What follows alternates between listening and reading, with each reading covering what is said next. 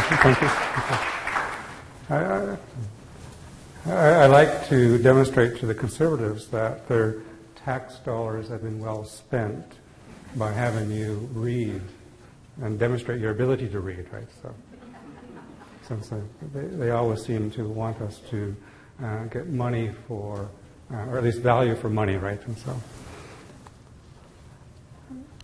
before all other words are spoken, we send greetings to the universe and to all living things. We give thanks for the rising of the sun and the light and life that it brings. And we give thanks for another day of life. I start in this fashion with words of thanksgiving and greeting to the universe. Traditional Haudenosaunee protocol requires an acknowledgement of the other, a ceremony at wood's edge, as we call it, and it signals to those whose village we are about to enter that we have arrived. It asks for permission to enter and gives time to refresh ourselves from the journey that we have just completed. It also allows time for us to collect our thoughts, to pay our respects, to thank the universe and our protectors for their watchfulness, and allows our prospective hosts to ready themselves for our arrival. The ceremony at wood's edge is an important aspect of Haudenosaunee diplomacy. And as I said, like all Haudenosaunee events, it begins with Thanksgiving address, which reminds us of the nature of the universe, its structure and functioning, the roles and responsibilities of all aspects of it, and creates an attitude of humility and gratitude. And what I recited was just the beginning of the address in a very, very shortened form. The Thanksgiving address usually takes about 20 minutes, and I don't think we have that much time. Okay, today that's the short version, okay, as well. I also acknowledge the original inhabitants of this land and their descendants who have lived here for millennia and whose way of life has also changed significantly over that time. I also want to acknowledge the institution, the university we as professors and students work and study within. Universities have their origin in a distant land close to 900 years ago. And they, like the original inhabitants of North America, have survived the ages and have been transformed often by forces that they have been unable to resist. And we are living, I think, in one of those periods today. The contemporary university has its roots in what Europeans call the Enlightenment, an intense period of intellectual and philosophical debate, which emphasized the primacy of reason as the way to knowledge and the way to good life. I also want to thank the elder for the opening ceremony and for the brushing ceremony this morning. I also want to thank Joanne and the graduate students for inviting me to come and speak. It's a long way to come, but I'm glad I'm here because I get to experience spring early. When I left Peterborough on Thursday or Friday morning, it was minus 26. But when I go back, it'll be minus about 3 or 4. And I'm also honored that you thought that I might have something to contribute to your conversations. Looking at the agenda for the day and all the presentations, I'm not sure that I can contribute, but and you can decide for that a bit later. Starting in this traditional fashion, as the conference did, right, and as I began this small talk with, starting by giving thanks helps us to consider how we might extend our traditional practices to scholarly endeavors. Can we create norms of scholarship that are appropriate to our understanding of how the university ought to work? Ought our scholarly endeavors be consistent with our cultural practices? And can we bring our knowledge to university? And these are, I think, important questions that those of us working with the academy, those of us who are working within our communities are now dealing with. Indigenous people have been part of the university experience in North America since their establishment in the 17th century. The first, or one of the first universities in North America, Dartmouth College, had a charter to educate Native Americans, or Indians, as the charter said, when it was created in 1769. And it did not, unfortunately, graduate its first student until about the early 1970s. The university at that point was conceived as part of the civilizing mission of Europeans. And we have been mascots, we have been students, administrators, professors, and objects of research. There is, after 100 years of research, much written about us. And some of it is true, and some of it is useful. And it would be fair to say that Indigenous people in North America do not go to universities to find themselves or to study themselves or to learn about their culture or to learn about how our societies function. Indigenous people were enticed to enter universities as preparation for high-level participation in the labor force and to meet goals established by groups outside of Indigenous university. The university, for most of its history, has served as another instrument of assimilation. And judging by what I've seen here and other places, I am very hopeful that we can find ways that this project is not completed. And so my intent today then is to try to talk about the project, is try to talk about the future, not about the past. The elders within our community at Trent are urging us to look forward and not to look backward, to understand the past and to work to ensure that the past is not replicated. And all of us in this room know this history, and so I'm not going to repeat it today. But having said that, I do want to go back at least to one particular point in history that I think is quite important, that set the stage for a lot of what happened. And so I want to start by talking about June 2nd, 1537, with the Solemnis Deus issued by Pope Paul III. I don't know whether many of you know, but after Europeans encountered the inhabitants of this country, there were incredible debates in Europe, primarily among the clergy and primarily among the church, as to what sort of beings they had encountered. And there were all sorts of explanations that were proposed. And so after incredible debate, the Pope declared that the Indians of the New World were truly men, that we were rational beings with souls. And what he means is that in the eyes of Europeans, we are capable of thought and that we possess the ability to reason. Europeans, unfortunately, spent the next 4 centuries denying this truth and ignoring it as often, I think, as they could. Our ideas about the nature of the world, the proper ethical relationships to the universe and ourselves, our ideas about truth, our ideas about social relationships, our ideas about governance were all ignored or were treated as exotic curiosities. Our answers to the questions, what does it mean to be a human being, were ignored. The only people who were seen to be capable of answering this question were Europeans. And they desired that all of us would answer the question in the same way that they had. European thought, for most of human history, has been considered to be the pinnacle of human thought. And the attempt to replace our thought with European thought is one of the areas of a colonial enterprise that is not well explored. And our thought, until recently, has been systematically excluded from the institution that we call the university. The institution recruited our bodies, but was not interested in our knowledge.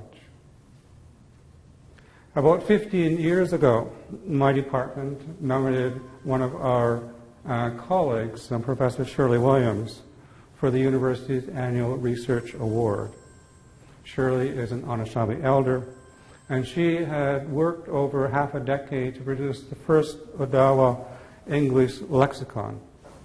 And she produced it as a way of having a text that she could use in teaching the Odawa language. And she went about interviewing elders. She wrote what they told her about the words and the categories of words. And she decided how she was going to present this. She did all of the things that faculty are expected to do and that one would do in research in language, the things that linguistics would do. The awards committee chair wrote to me asking if the work she did was real research. The research award committee didn't know how to deal with this piece of work produced by an Aboriginal elder, right, in an Aboriginal fashion. And what they said, this was merely cataloging or documenting. And there was no analysis involved and no rational thought, right, involved in that project. They didn't quite say it that forcefully, but that was the intent of what they said. I wrote back saying that a student at UBC had just received her doctorate for doing just what Shirley did. I also described the work she did in putting together the lexicon as research conducted in the same fashion as other research in linguistics or anthropology. And this did not convince the committee, and as a result, she did not receive a research award because her research was not considered research.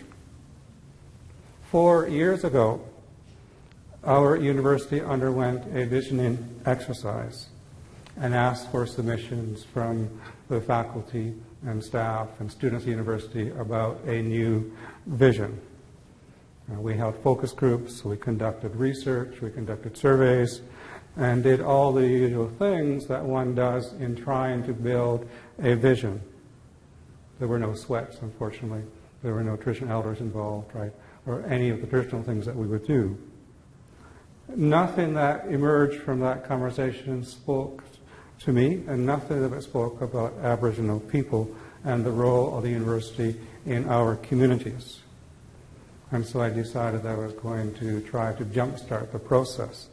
And at a meeting of all the chairs, and we're a small university, we have about 300 faculty, and we have about 30 chairs. And at that point, we only had one dean, so we're a small place. And so we meet on a monthly basis. So I proposed that we have a statement in our vision statement that talked to us. And the statement I proposed was, Indigenous knowledge are a valid means by which to understand the world. I was bold, right? I put it out there. I wrote it all up, gave a bit of a rationale, and distributed it, right, to all the 30 people, right? And the president who chairs the meeting of our chairs said, yes, I'll accept it. I was completely and totally bowled away and blown away, okay, by this. Everyone after that believed that I had a secret connection to the president as well. But so it was adopted, right? And so our vision statement as a university now contains, right, the statement, Indigenous knowledge are a valid means by which to understand the world.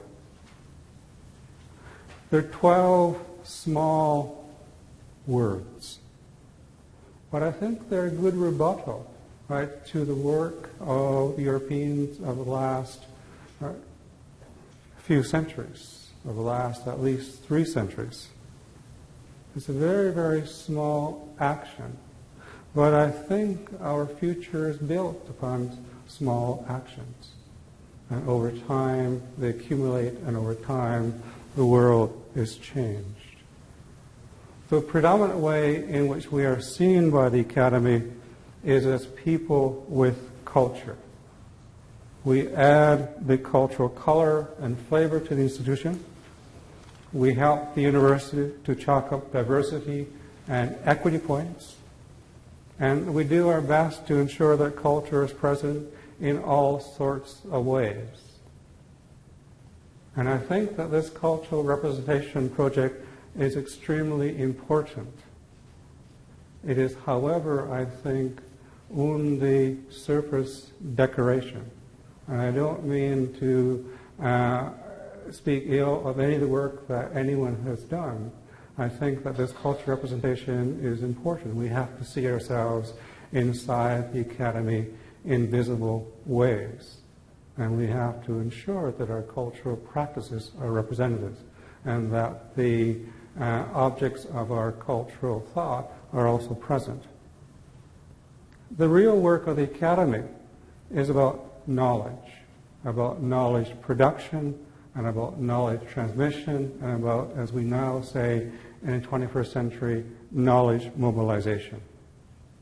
Well, that's the work of the academy. And so we have to, I think, work with the academy to see us as people with knowledge in addition to people with culture. And we have to help the academy to realign its work so that it serves us in ways that are important to us. And it's this realignment that I want to talk about.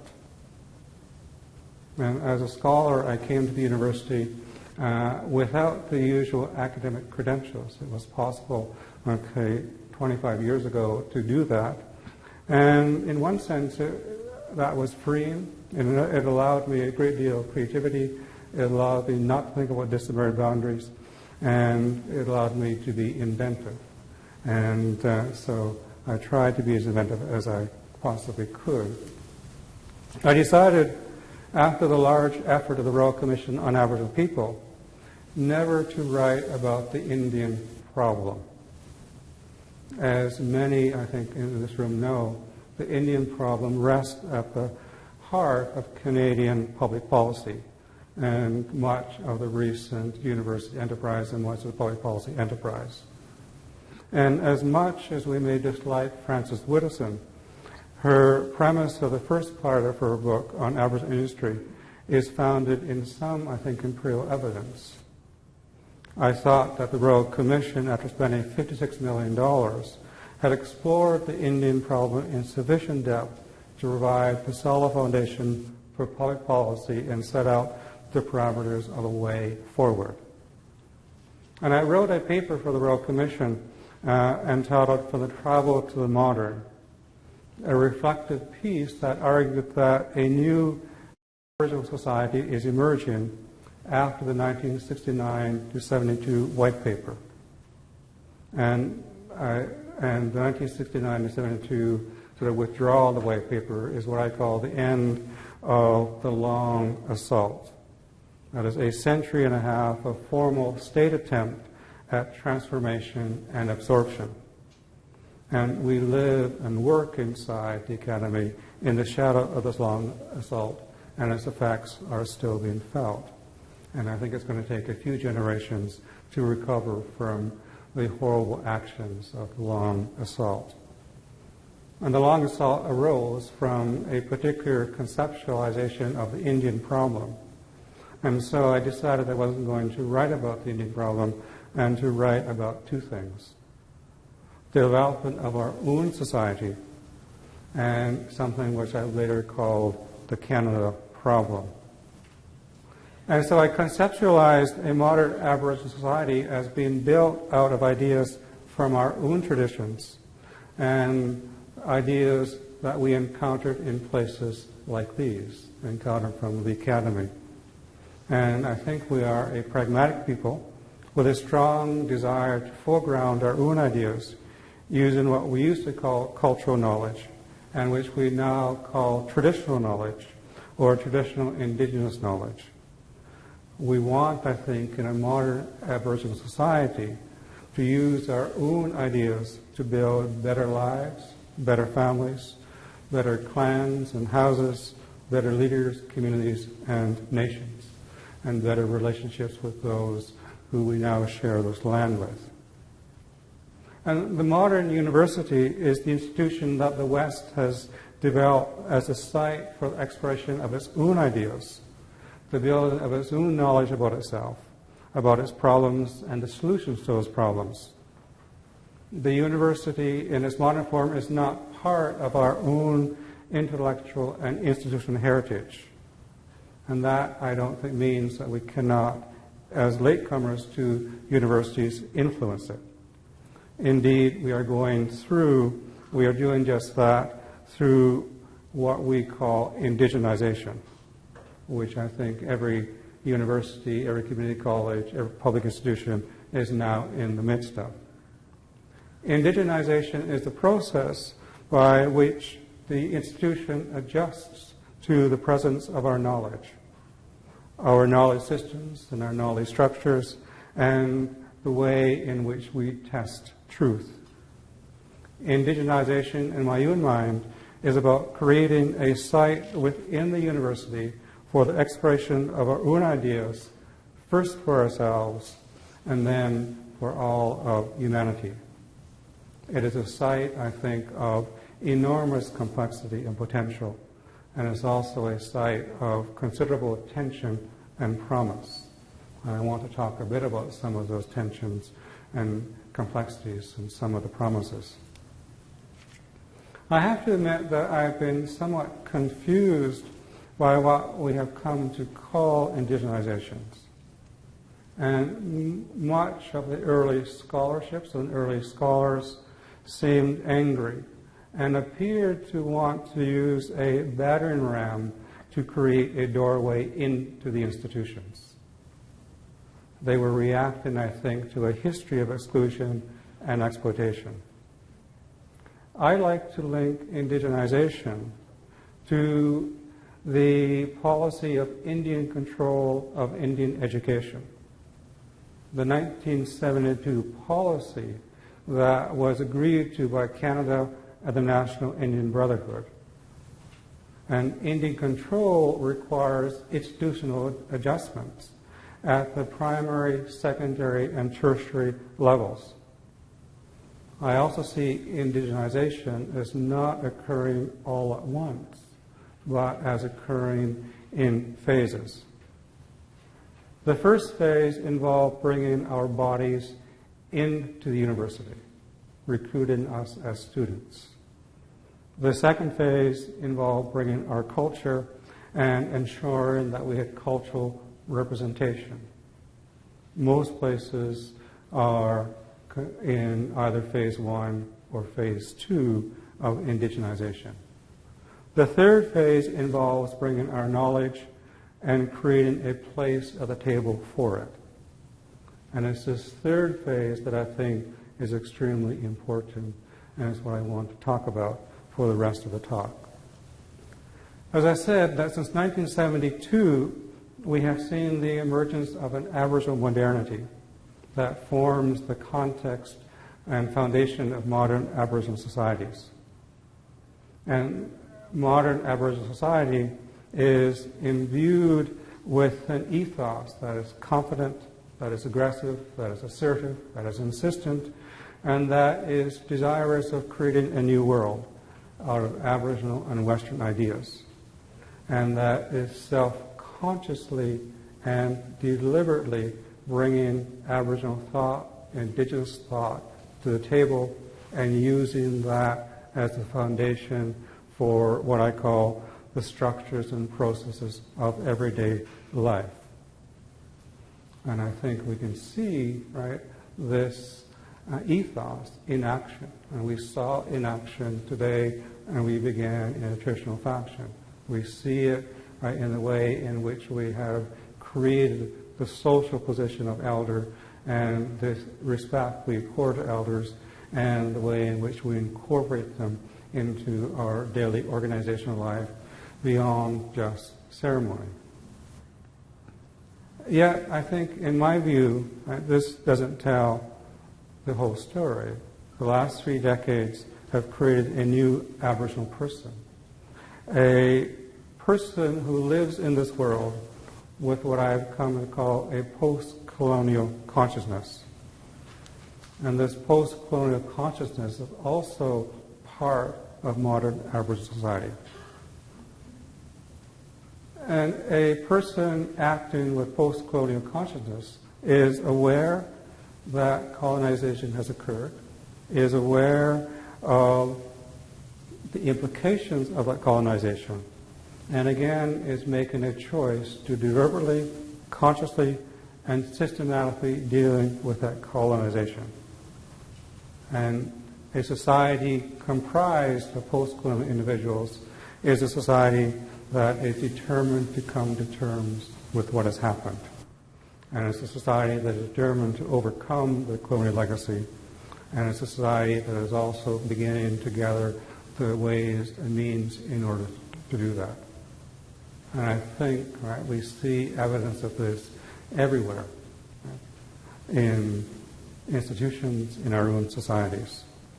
And so over the next few decades, I think this post-colonial consciousness is going to be a defining force, and it's going to shape the future. Post-colonial Indians, and I'm using that term very specifically because it's a term that was used in the past, and it's a way, I find it hard to say post-colonial Aboriginals. I don't like to use Aboriginal as a noun. Post-colonials post-colonial Indians want to dismantle, or don't want to dismantle the master's house. What they want to do is renovate it. As well, there are some, of course, among us who do want to dismantle the master's house, but most of us are trying to find a way to renovate it so that it begins to suit, us. It means that we begin to talk about Canada, we begin to talk about the structure of Canada, and the Royal Commission on Aboriginal People is a good example of post-colonial Indigenous thought, because it talks about Canada and it proposes a way to think about Canada using ideas that come from our own intellectual tradition. And this post-colonial consciousness also creates a whole series of tensions. It creates a desire to go back and to start over again, but I think it's fully aware that as a colonized people, we cannot go back and start over. The world lost as a result of colonization cannot be regained. We can only go forward. And post-colonial consciousness is also imbued with a very strong sense of history and a tradition, and to see those forces affect the present and the future. Post-colonial consciousness also creates a tension with the current descendants of the settlers.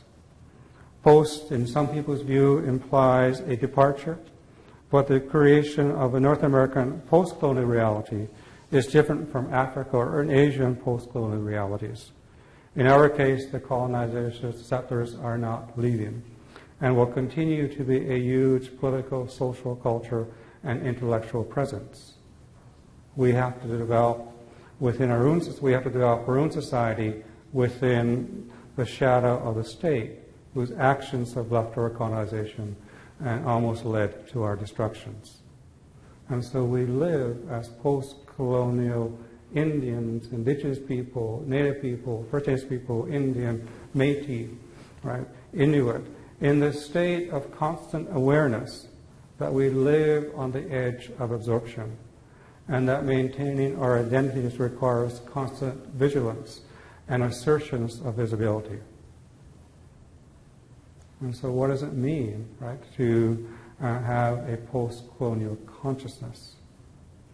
It means, I believe, that we will have a very broader definition of governance in order to be able to push back some of these forces. It means that we will not be content with just political self-government.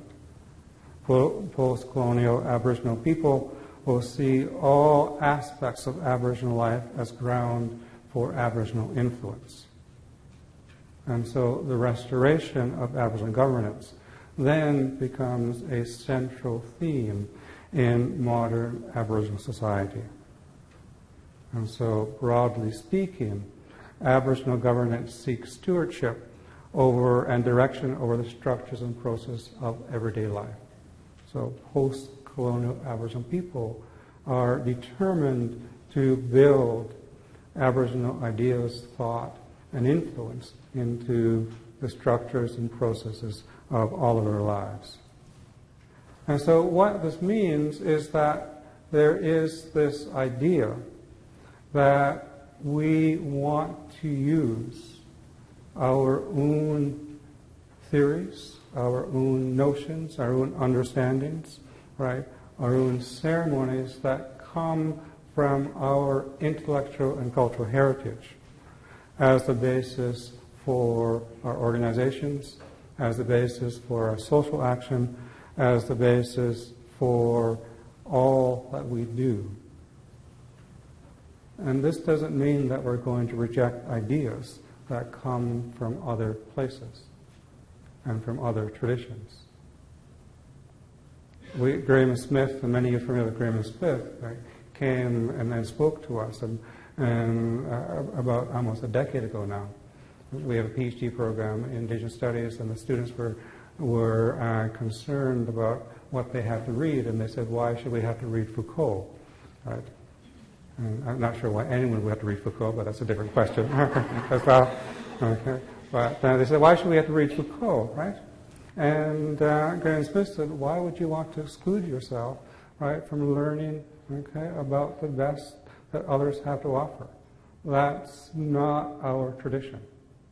And that's not our tradition as Aboriginal people. Right? That's not our tradition, right, as Haudenosaunee people, right? I began to ask the question, what does it mean to be an educated, right, Haudenosaunee person? What does it mean to be an educated Coast Salish person? What does it mean to be an educated Mi'kmaq person, right, in the 21st century? Right? And so why would we want to exclude, right, the best of human thought, right, from our education? We want to ensure that people understand what's out there and also understand what we have to ask. And we see this desire to use our own ideals expressed everywhere these days, right across the country, right, in public policy, right, in health, in economic development, in child welfare. Right. It's hard to name an area, right, where Indigenous thought is not present. Right. John Burroughs, right, talks about the foundation of Canadian common law, right, as being based upon Indigenous thought. John Ralston Saul talks about the very conception of Canada and Canadian political culture as being comprised of Indigenous thought. He says the ideas that animated Canada, right, could not have been present and were not present in European thought. The idea of equity, the idea of equality, the idea of fairness are not ideas, he said, that were present in European political thought at the time. And so our work, right, as scholars is to try, our work as post-colonial scholars, our work as Indigenous scholars, right, is to ensure that we are bringing these ideas into the academy and making them visible, right, and to see that they are explored. And so we bring our ideas in, we create a space for their exploration.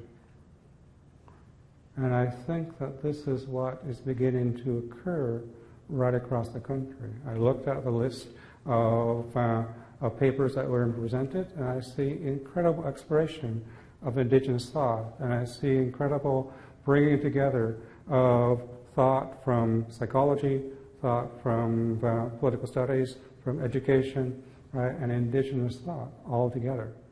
So we created a site right here. And we're creating something which we call Indigenous Scholarship. And so Indigenous Scholarship is a fundamental part of this new governance landscape. The ability and capacity to decide for oneself what is a problem, what are the parameters of the problem, How are we going to inquire into the problem? How are we going to choose that method of inquiry? What data are we going to gather? How are we going to interpret the data? How are we going to begin to make sense of the data, create solutions? How are we going to disseminate the results? And how are we going to translate these ideas and these results into action? And how are we going to then begin to transmit those and think about them and have them tested, right, for truth? Is an integral part of the new governance landscape, and Indigenous scholars are part of that. Indigenous scholarship comes to the table with a central notion of what I call complex understanding. And complex understanding occurs when we begin to see a phenomenon from various perspectives, as well as be able to talk about and to see the relationship among these perspectives. Complex understanding doesn't seek to replace one view with another, but to find a way of ensuring that all views are given due consideration. It doesn't work in an either-or fashion. A phenomenon is not one thing or another, but all things at one time. And complex understanding also allows for our understanding to change depending upon where we stand to see or upon the time that we are seeing, right, or who is doing the looking. Complex understanding is grounded in a view of a constantly changing reality that is capable of transformation at any time.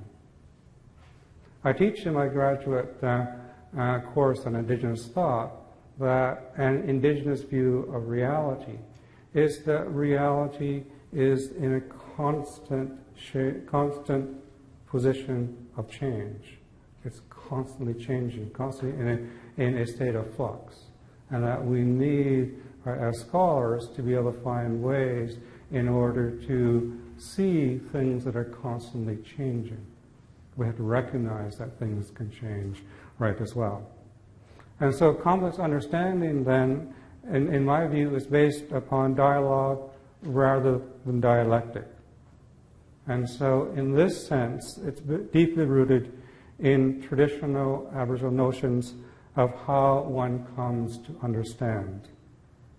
The notion, I think, can create a broader and deeper understanding of a phenomenon. And so it fosters a conversation among disciplines, among perspectives, among knowledge systems, and methods of inquiry. And it fosters an understanding without necessarily inviting competition. And challenge and truth emerges through the attempt to understand and to explain the somewhat differing and sometimes similar views. Complex understanding is not a debate to the death in which one view emerges in the struggle for truth. Indigenous scholarship also brings to the table the notion of sense-making. And sense-making is the collective coming to understand something. And sense-making, for those of you who are familiar with the work of Week, is rooted in identity. Making sense becomes a collective process. We talk in Haudenosaunee thought, let us put our minds together. Let us come to one mind. Let us find consensus. Are examples of the discourse that we see all around us. And Indigenous scholarship then supports the promise of collective knowing rather than just expert knowing. Indigenous scholarship doesn't just engage the intellect. It engages the mind, spirit, and body, and it considers all those aspects in its search for explanation. And so Indigenous scholarship also brings with it a willingness to engage other disciplines and other ways of knowing. And it doesn't reject the knowledge that has been gained by those who use Western approaches. It doesn't reject spirituality. It doesn't reject any of that aspect of our lives. Indigenous scholarship also brings with it a sense of the mind and intellect that is grounded in Aboriginal experience, the Aboriginal thought worlds, and Aboriginal views of reality. All of these factors are important in considering legitimacy of knowledge in the eyes of Aboriginal peoples. And Indigenous scholarship gives a concreteness to Aboriginal thoughts. It restores a sense of intellectual Aboriginality, bringing into visibility a part of the four elements of human beings that are not thought about when we usually talk about Aboriginal people. And Indigenous scholarship also brings to the table with it a sense of agency, an ability to shape the world through one's thought, action, and feelings. The promise of Indigenous scholarship is that ideas from our intellectual traditions can build healthy individuals and healthy communities. I don't know whether any of you are familiar with the work of Abraham Maslow. Abraham Maslow, as all of you know, I think one of the central ideas in psychology is the idea of need. And this idea has affected much of our work in other areas as well. And Abraham Maslow's hierarchy of needs is one of the things that we teach our students. Abraham Maslow was a graduate student at Columbia University in the 1930s with an interest in cross-cultural psychology. And in 1938, Maslow agreed to spend some time among the Blackfoot in Alberta. And he was interested in trying to understand the concept of human well-being. And he went into his research in 1938 with an understanding that Blackfoot, because they were poor, were not going to have good states of well-being. And his ideas about the Blackfoot, and subsequently his ideas about social psychology, were turned upside down. He devised a survey that measured well-being, and he administered it to a European population and a Blackfoot population in about 1939. And so what he found was that Blackfoot members, despite their economic poverty, were more emotionally secure than most members of American society. That's his test. He found, to his amazement, and I quote, that about 80 to 90% of the population must be rated as high in ego security as the most secure individuals in our society, who comprise perhaps 5 to 10% at most. Those results surprised him. Here's a group of poor people, right, who were well, right, at, as he says, high levels of ego security. So as a result, he began to investigate why this might be so, since it was so much at odds with what he was expecting, and also so much at odds with the common understanding of Indian society at the time. His explorations led him to explore the notion of well-being among the Blackfoot, and directly then to their ideas about what it means to be human and how one lives well as a human being. And he translated his understanding in which we into something which we now call the Maslow hierarchy of needs, which when I teach it to my students call it the Maslow hierarchy of Blackfoot needs. And then I have to tell them the story. Okay.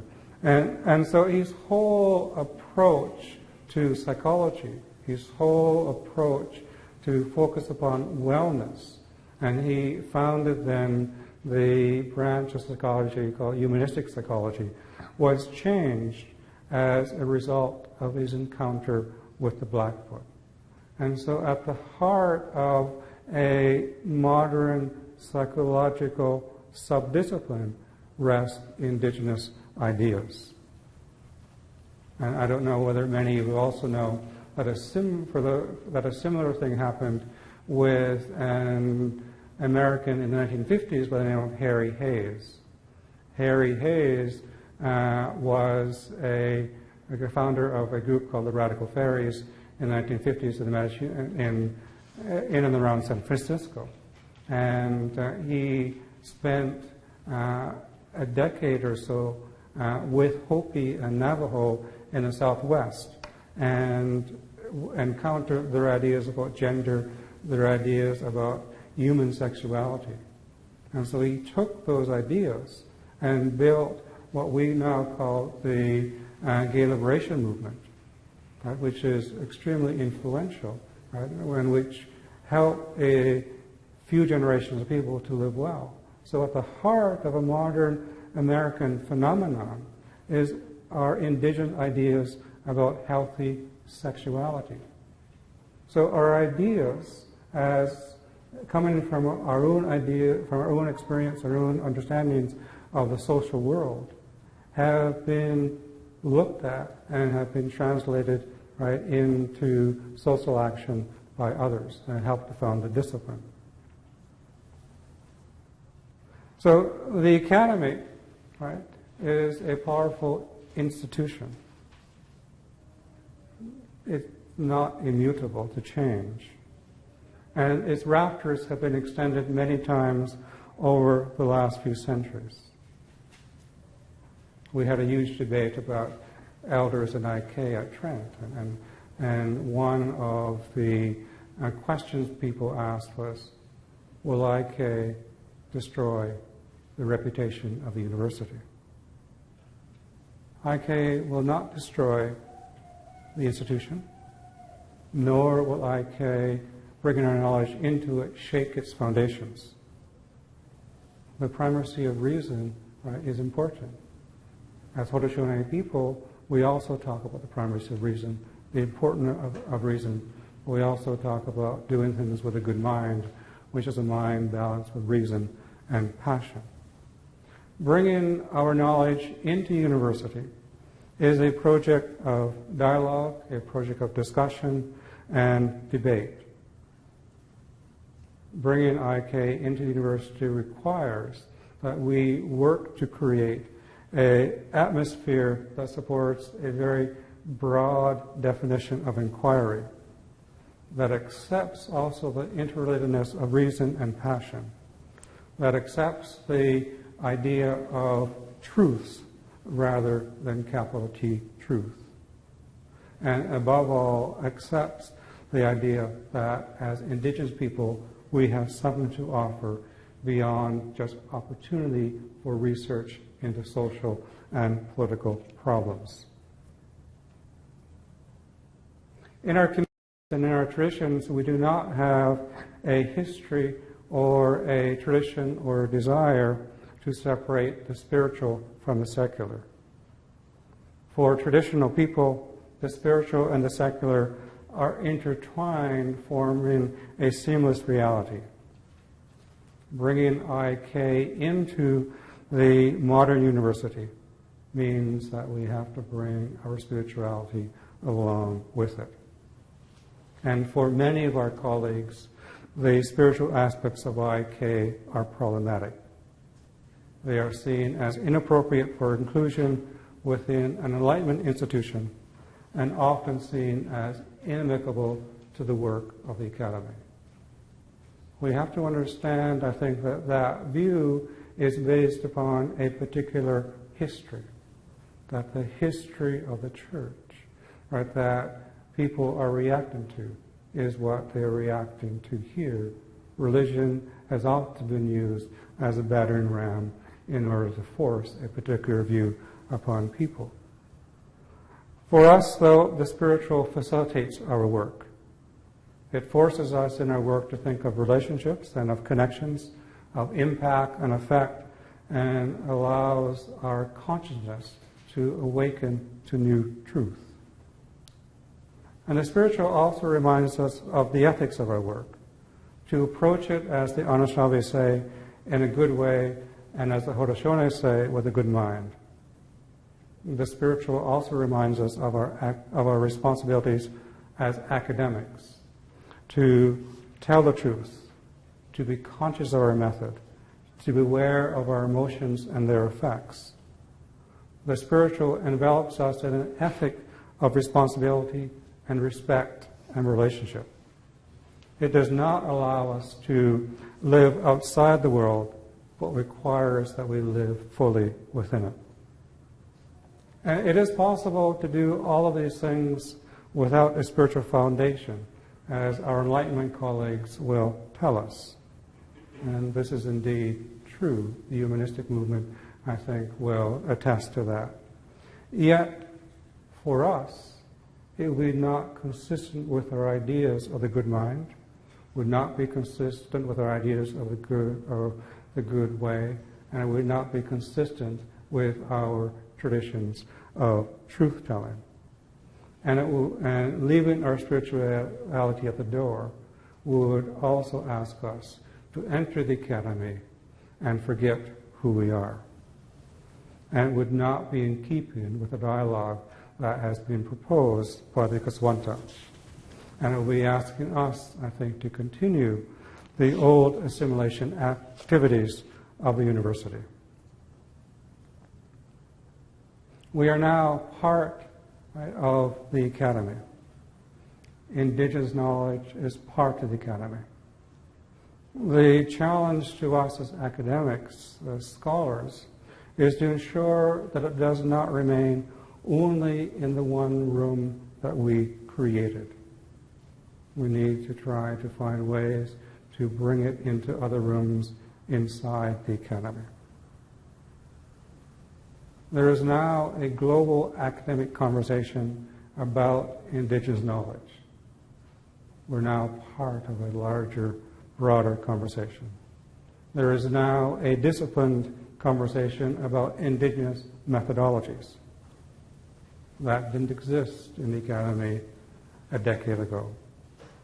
There is now both a written and oral literature on IK that is peer-reviewed. And when I say peer-reviewed, what I mean is reviewed by traditional knowledge keepers and also by academic knowledge workers. Our peer review implies and requires both. In Canada, we have convinced the national granting councils that Indigenous knowledge is real and that it is important to us and that it's important to the academy and that it's important to the country. For the last decade, I have served as the science officer for the Canadian Institute of Health Research, Aboriginal People's Health Institute's peer review process. And what I've seen over that decade is an increase in comfort with Indigenous knowledge.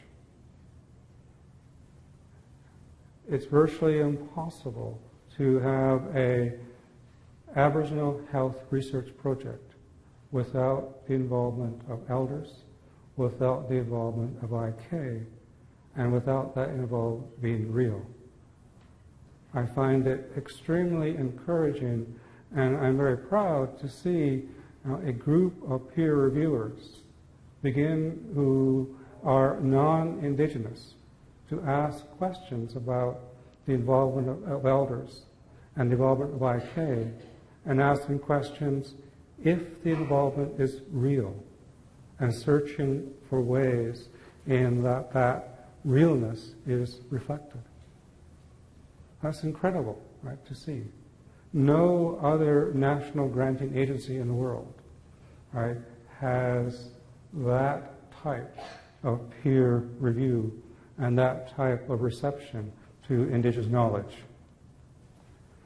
Both SHIRC and CIHR have been grappling with how to accommodate, right, this extension to the rafters of the university.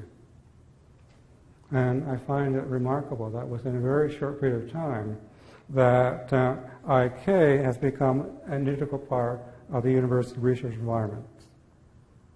I think it bodes well for our future, and it bodes well because it is a way in which we can refute the legacy of the last 400 years and give full expression to the sentiment of the 1537 Papal Bull. As we move forward, I think we have to think about how to evaluate the quality of work that is produced by our scholars. When you bring Indigenous knowledge, how do we begin to evaluate the work that is done? I teach a course in Indigenous thought, which is not Indigenous knowledge, but has elements of Indigenous knowledge in it, to a group of graduate students. And part of that course is also literature. There's a lot of thinking about the world and about how to live in the world that comes from Indigenous writers as well. And a few years ago, we listened to an interview with Scott Momaday. And so he was asked how he judged the quality of the work that he was reading. And he said he asked a very simple question: does it astonish God? So I tell my graduate students that this is the standard that we use for judging their dissertations. Okay, so all of you who want to come to Trent, and graduate, you have to astonish God, right, as well. Okay? And so I'm reminded in my tradition of Hiawatha and the Peacemaker's words. And there's a story we tell about the founding of the Confederacy. It was a very lengthy process, and it required Hiawatha and the Peacemaker to approach a chief called Atataro. And over a period of 20 or 30 years, right, he went, and each time, right, he met Atataro. Atataro said, "No, it's not the time." And so, right, eventually, he goes back with all of the chiefs of the Confederacy on his side and asked Atataro if he would join the Confederacy. And he says, yes. But it took that long process, right, of gathering strength, of gathering people, right, of coming and ask, is it time yet? Is it time yet? Is it time yet? And eventually, right, the answer will be yes. So we've gotten past the yes, okay, but it's a tentative yes, okay, but okay, we're in the process of building, and the numbers are beginning to build, and we are in the process of creating this place within this institution that is going to help us to build, right, the knowledge that we want in order to build, right, our own communities upon our own ideas. And so this is what I wanted to say, right, that we are, right, at the beginning. We are gathering numbers. I was going to say gathering strength, but that's another document, okay, as well, which has a different meaning, okay, as well. So I hope that you found something of interest, okay, here today. And I also thank you for the opportunity to share these words with you. And now that the words have been spoken, and our business, right, or my business is now concluded, as we say in our tradition, we cover the fire, and we return to our homes and to our families. And as you do that at the end of the day, may you find them in good health, and may they rejoice at your return, and may you journey well, and may you astonish God. Okay? So thank you.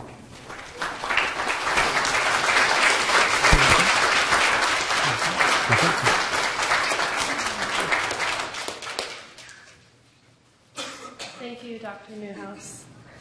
Now we will call on our respondents. We have 2 respondents today, an established scholar and an emerging scholar. They've been selected to represent our theme of hands back, hands forward.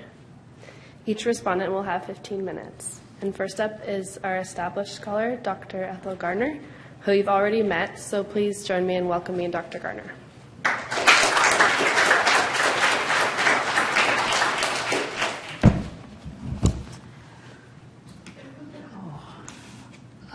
Aside to our distinguished speaker, David Newhouse. I know of David Newhouse's work at Trent University, a place where they have led the way in many ways of indigenizing the institution to the point of hiring an elder as a professor, not an adjunct or something lesser than. But yes, so I also thank David for his very thoughtful presentation, and I hope I can do some justice to what he has shared.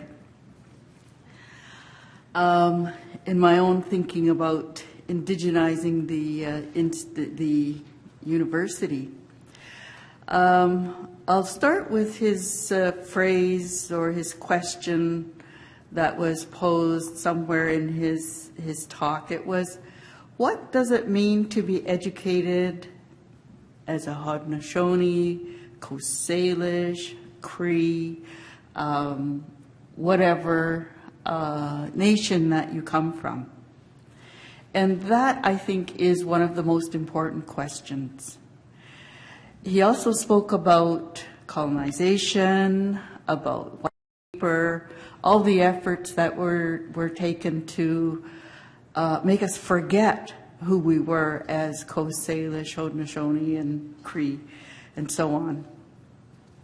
We are constantly fighting to maintain our identities in wherever we are, and especially in post-secondary institutions. Is this contested, and are we contesting in the institutions?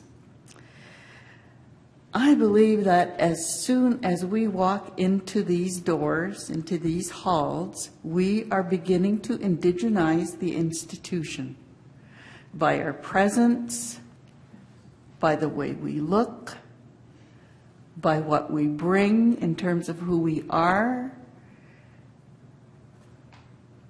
and by contesting these institutions for what they are teaching about us. So that has happened, I know, in my own experience way back when. In 1978, I began university at UBC, and yes, they didn't know what to make of us because of what we were saying. Yes, so we do. These efforts have not been successful. As we see today, our traditions are strong. We are beginning more and more to assert what it means, who we are, in these ways, and it's really beautiful. It wasn't that way when I came to university in 1978. We had one course, or two maybe. It was called Indian Studies, and that was the blanket of all we would learn about. Well, no, it wasn't, but those were the deliberate courses. In the other courses, we brought who we were to the courses and used those as ways to find out what we wanted to really know. I also like David's talk about post-colonialism, where we're at today. We know it happened.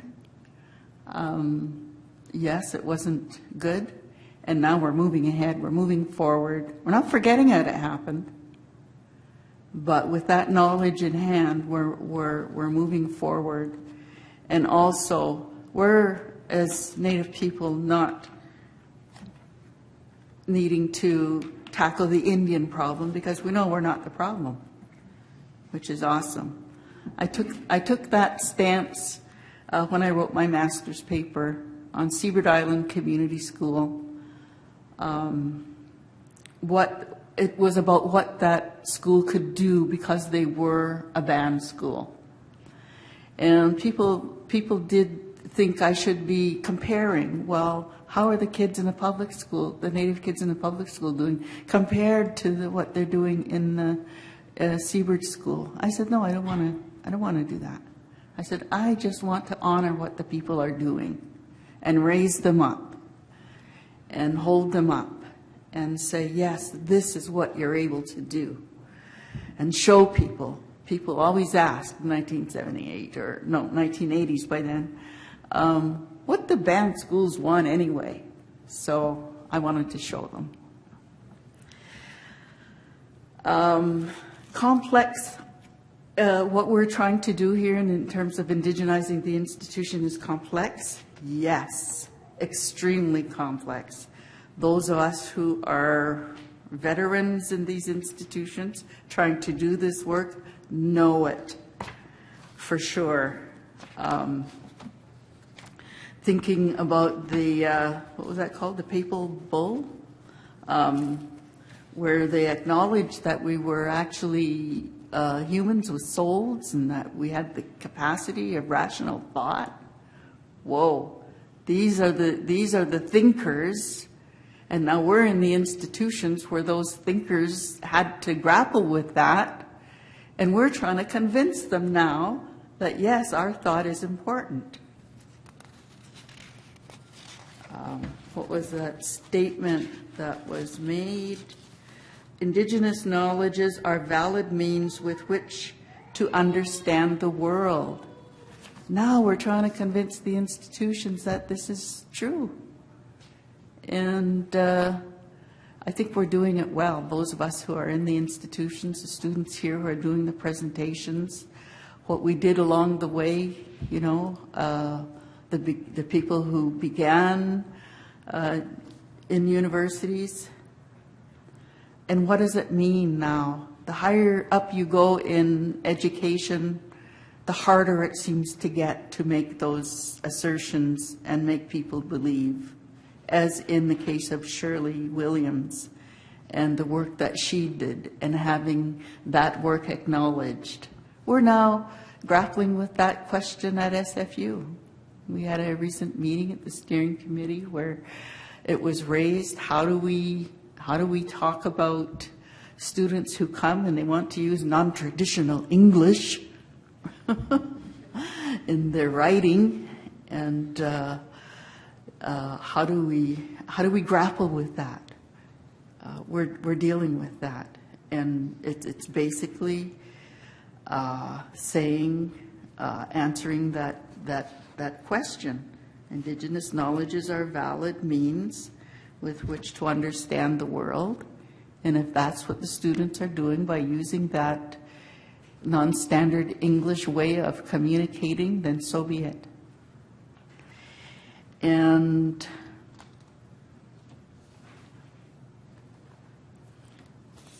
yes, I guess the most important piece is our identities, that we don't lose ourselves, we don't lose who we are in these institutions, we don't compromise who we are, and that spiritual aspect is a big part of who we are, and we maintain that, as was here today with the traditional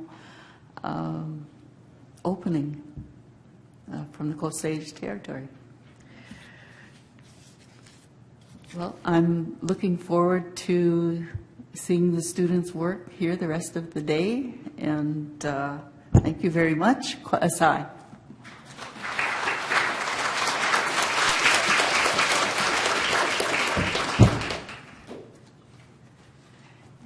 Thank you, Dr. Gardner. Now we would like to call upon our emerging scholar. Dr. Amy Parent holds a master's and a PhD in education from the University of British Columbia, and her doctoral work inspired her to work with Aboriginal youth communities and research-intensive universities across British Columbia in order to identify proactive ways to transform Indigenous students' transition to higher education. She is currently a postdoctoral research fellow in the Faculty of Education at UBC, where she is mobilizing knowledge from her PhD research with Aboriginal communities in BC. Please join me in welcoming Dr. Parent. Thank you. Simgigat, Sigamanak, Gubawisish, Gantanix, Gubagil, Skok, Dimganamp, Dayux, Simagit, Lahagi, Wilganamt, Amasalom. I sagai, dim diox, lu sim gigarish. Gant, lu sigamanak, squamish, musquium, gant slewatath. Nox ayachwilch, wam nishgani, wilps nis joel, wilwitwi, sim ginadani, lakozap, I gijamix, wil diwitwi. Toyoxinism, halidum samagat David Newhouse, and halidum sigidum anak Athol Gardner. So I'd like to begin by acknowledging our chiefs, our matriarchs, our elders, and our children who are with us in spirit, and our honored guests. I also give my thanks to the Creator, or in our language, the Chief in the Sky, for giving us this beautiful day. I raise my hands high in appreciation to the Squamish, the Musqueam, and the Tsleil-Waututh peoples for allowing us to be here today on their traditional and unceded ancestral territories. My Nishka name is Nuxayachwilt, which means one who is close to her mother, and I come from the house of Nisjol, and I belong to the Frog Clan. And I'd like to thank Drs. Newhouse and Gardner for sharing their words of wisdom with us today. Since I've completed my PhD, I've had the great opportunity to begin learning my language, and I try to challenge myself every time I come into a community setting to speak, to share words in my language. And I'm very appreciative to my language teacher, Kian Tate, and our elder, Verna Williams, who continue to sit down with me before every presentation and listen and help me improve. And much like you, Amber, I also kind of had this holy creator moment and thinking, wow, how am I going to respond to these Indigenous academic rock stars like Dr. David Newhouse and Ethel Gardner, who I had the great privilege of reading their work in Joanne's Indigenous Knowledge classes. So I found myself confiding to my husband, going, I don't know how I'm going to get up and talk for 10 minutes. And he quickly reassured me that I have no problem speaking in oral tradition in our house. And to really drive that point home, my 4-year-old daughter said, yeah, Mom, you like to talk a lot. You'll do fine. So with that, I'd like to highlight the key themes and ideas that resonated with me in your discussion today. And I really appreciated the questions that you used to frame your discussion. You asked us how we might consider extending our traditional practices into our scholarly endeavors. And can we create norms of scholarship that are appropriate to our understandings of work in the university? Can we bring our knowledge to the university? And these questions, I think, are important for us to continue to reflect on in our work and serve as a wonderful way to approach the hands back, hands forward, indigenizing the academy through relationships for our conference today. You stated that the work of the university is about knowledge, is about production and transmission from one generation to another. And so I related this to the theme of the conference, and it made me think about what this word would mean as Somalia. In my language, the word for passing on knowledge in the plural form is agwi yetin. Agwi means distance, far away, and yetin means the act of singing in. So I understand the passing on of knowledge in our language to mean that knowledge transmission is done through song and the spirit of community. How beautiful. I feel blessed to see this form of intergenerational transmission of knowledge, or agwi yetin, being brought into the university through spaces that are created by this conference, through our sage pods across the province, and through the actions of our mentors, Sigmnak, Joanne, and Samogat, Graham Smith, and the generations of scholars and community members that precede us. And I think for those of us who are from BC, I'm very proud to say that we've been raised in the SAGE model that fully embraces the hands back, hands forward teachings, or agwi yetin. And I'm excited to see how our SAGE generation will continue to work the questions that you pose. So the second theme that I appreciated drawing connections with was the ways in which you weave Aboriginal governance, postcolonial consciousness, and Aboriginal stewardship with Indigenous scholarship and research. I appreciated learning more about the complexity, the various perspectives and interconnections that are needed to understand these terms. And I think it helped to provide me with a more nuanced understanding to self-determination at the individual, community, institutional, and national levels, and the ways that emerging scholars may see themselves contributing to these goals so that we may transform the structures that we are embedded in. And I think all too often, even for Indigenous scholars, we often get the impression that education happens here, governance happens in First Nation studies and political science. And your discussion, I think, really invites us to think about how we can move beyond those arbitrary disciplinary boundaries to truly integrate Indigenous knowledge in holistic ways within our research designs. And I also wanted to personally thank you for your critique of liberalism through the tokenistic aspects of multiculturalism and the need for those working in the institutions to not shy away, as you say, from the enormous complexity, potential tensions, and promises of indigenization. I think this is really important work that I take with me as I begin to think about what those practical implementations are. And it's a reminder not to look for those easy answers, or as Joanna's taught us, to move away from that fire so that we can begin indigenizing the academy in that third wave. And at another time, I would really love hearing how all of you senior scholars, manage to keep a neutral face in light of some of these tokenistic gestures when people are utilizing them. Because I'm still working on how to not have that stern face that I heard Wes talking about earlier. So the fourth thing that really resonated for me was I felt a very strong and heartfelt resonance with your example of transforming the institution one small action at a time. And as you say, our future will be built upon thousands of small actions. And this made me think again to our conference theme and the ways that we might extend our relationships with the living world, the spirit world, our families, our communities, university staff, faculty, and policymakers in order to extend the rafters, or as what I call in my work, bending the box of the institution. So what small actions are required of us in our relationships with each other in order to do that? These small actions are powerful and they're radical. And I'm proud to witness the continued institutional collaboration between UBC and SFU so that this conference can happen. And I think this is an important example of the ways that small actions based on cooperation and collaboration instead of co-opetition and competition can transform our institutional structures. So in closing, I'm appreciative of coming to IGSS and to our IGSS organizers, and I look forward to witnessing how each of you will continue to invent, to shape, to push, transform our academic boundaries in ways that Indigenous epistemologies and ontologies are centered in the knowledge-making process. And I truly feel that it's inspiration and transformation that happens in community gatherings like these. And it rarely happens when we're alone in front of a computer screen. But just don't tell your supervisors I said that.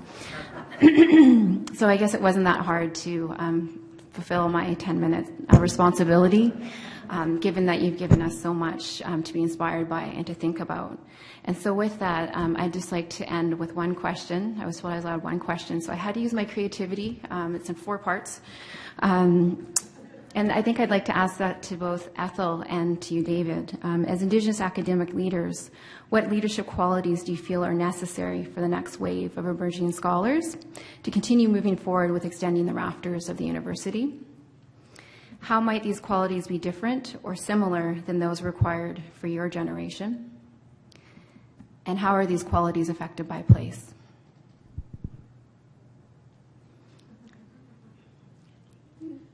Should I repeat that?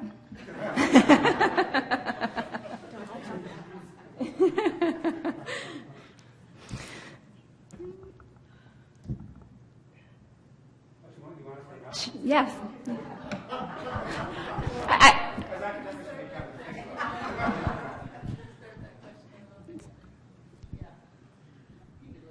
Okay, sure. So as Indigenous academic leaders, what leadership qualities do you feel are necessary for the next wave of emerging Indigenous scholars so that we may continue moving forward with extending the rafters of the university? How might these qualities be different or similar than those required of your generation? And how are these qualities affected by place? I'll start answering this question. One of the things I think is really important, I think it was brought up, the issues of identity, things that, yes, of course. Here, look at you. Yeah, the issue of identity, I think, is of utmost importance. When I started off with university, it was much more ambivalent than it is now. I hear young people introducing themselves in their language, and practicing their culture and wearing their regalia. And many of us didn't have that when I started out.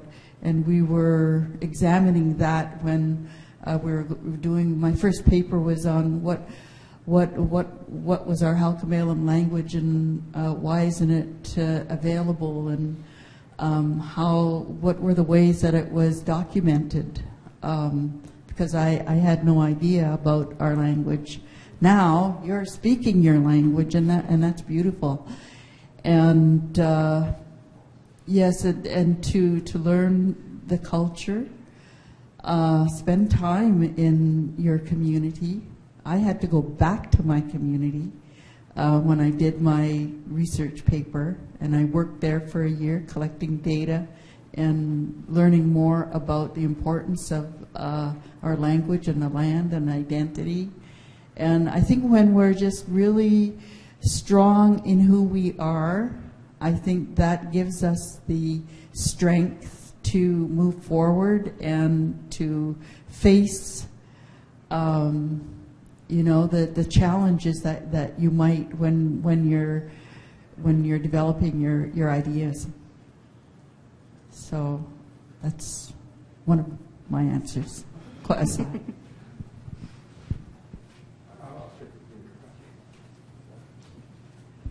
When I use that, I keep forgetting that I have it. So I guess I want to add I want to add to what Ethel said. I would say intellectual boldness, intellectual fearlessness, intellectual courage, right, and the ability to stand up for oneself and to say firmly and clearly, this is how I see the world, this is what I think is important, right? Because the structures are here. Now the question is how to begin to strengthen them, because I think they're still fragile. We live in a period of austerity, and as all of you know, right, universities are shrinking and changing, and so the opportunities that were there for Ethel, Joanne, and I are different from the opportunities that are available for young graduate students these days, young faculty members today. Secondly, I think it will simply not be possible to do work in this area without understanding one's own language and culture. Those of us who came to universities in the 70s and 80s, right, and came into a very different environment. Okay? People had to fight in a different way in order just to establish small beachheads. The beachheads are here now, and I don't like to use the terminology of war, right? Okay, by any means, it's not part of my cultural heritage, right? But I think people did have to fight, okay, back then, okay, as well. I'm involved with the CAUT Aboriginal Caucus, as Joanne is, and I don't know whether Ethel is at this point or not, but for the past 3 years we've had, or 6 years now, we've had 3 meetings with about 150 people. And what surprised me was to see the number of Aboriginal faculty across the country who speak their languages, who know their ceremonial practices, and who use IK or elements of IK in their work. So there is a large critical mass, and I think we have to, one of the challenges is how to begin to build that, okay, as well. And so learning one's language, learning one's intellectual traditions, right, conceptualizing, right, our history as an intellectual history, right, is important, and learning, okay, that as well. It will be very important for moving forward as well. Okay. So thank you.